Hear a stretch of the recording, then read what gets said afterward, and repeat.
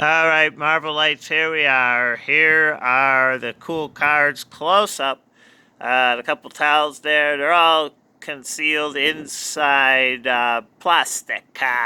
So 1974-75, this is the Marvel set. These are so cool. Like I said, we stuck these on everything, but they're looking nice now. This is a full set. I'm missing one Spider-Man. It's not missing. It's in the wall or on the wall encapsulated. Look at there's the Morbius one there. Ooh, which way to the blood bank? Some of these are early issues. There's some of these had a brown background, and then some of them came out with different slogans. So to have the different slogan ones is very cool. Some of these are all mixed up, so you'll see I have a couple of doubles here and there, but they're different issues. But they're, like I said, just trying to get them a little bit clearer.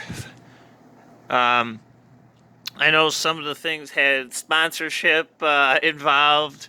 There was a Captain Marvel that mentioned United, but he also said, "Where are my pants?" I think in the second one. Spider-Man had one that said "Bug off." Oop, these are falling over. But there they are. But this is one of my prized possessions. There, you can see them there. I got the window open because I'm dressed to go out, and I thought I would do this right at the last second, like I do everything. Yay, I'm on borrowed time, man. So for comic book fans, if you enjoy this card set, there you go. That was a really bad way for me to show them, but that's what you get here.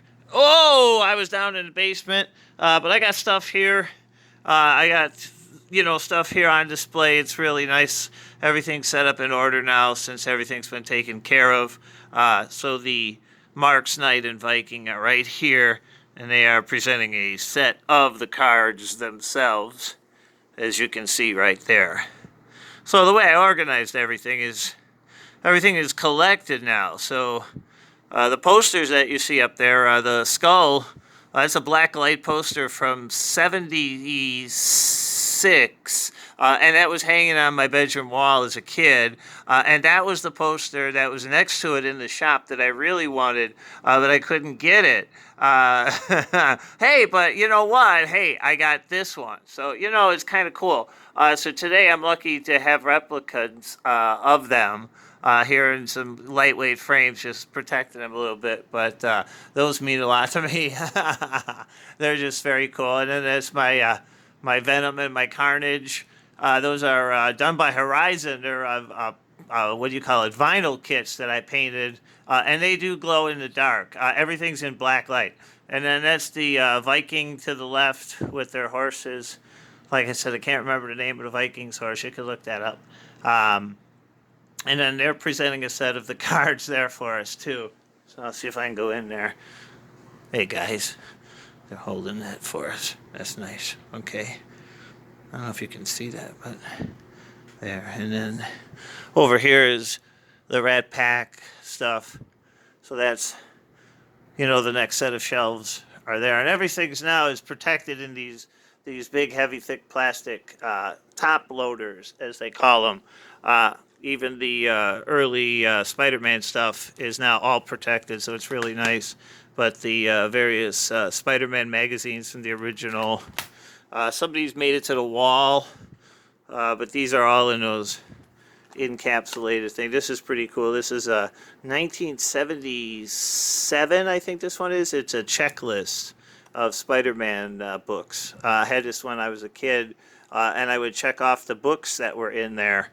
And we don't want to talk about that because that book ended up, that was the collection that I had of Amazing Spider-Man that actually started at issue 2, had an issue 5, and then had what we would consider on today's market is about a $14,000 Spider-Man 14, the first Green Goblin. They were all listed in that book, and that went with my original collection. This is a copy of it. When I say copy, this is stuff that some of it may be in my original stuff as kid, and some I picked up for the last 25, 30 years. I've been recollecting a lot of that kid stuff.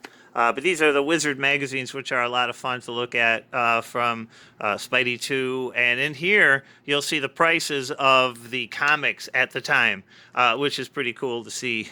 And it's pretty cool because they had the films and stuff. So before, that internet was so popular as it is today, we did a lot of our reading, and we kept up on in the world of comics there with the Wizard magazine. I used to have that on the bar, so you could come into the downstairs amusement hall, and I would have the bar all set.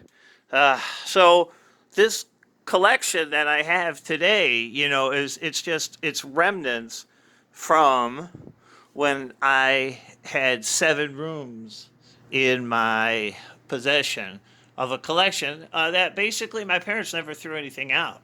They had lived in that house for over 40, well, when I was out of there, over 40 some, almost 50 years, I think. Anyway, I'm not thinking of numbers right now. I'm just looking at the collection.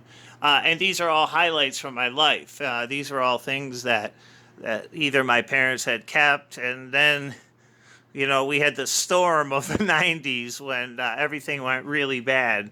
And when I refer to the storm of the storm of the 90s means that that's when I decided that I didn't need any of this stuff anymore, and then ended up really, really getting myself burned by one of my friends. And then, of course, I got the wardrobe is all, as you can see, it's all sectioned off, case depending how you're feeling that day. This is one of the best finds I've ever had. It's a giant size, like triple X, and this is what you see if you see me outdoors on the video. It's this huge hoodie, and I bought it purposely to go over all of the light layers that I wear. And then in the summer, I need to have these outer layers to protect my body, and they make these really cool Spider-Man ones.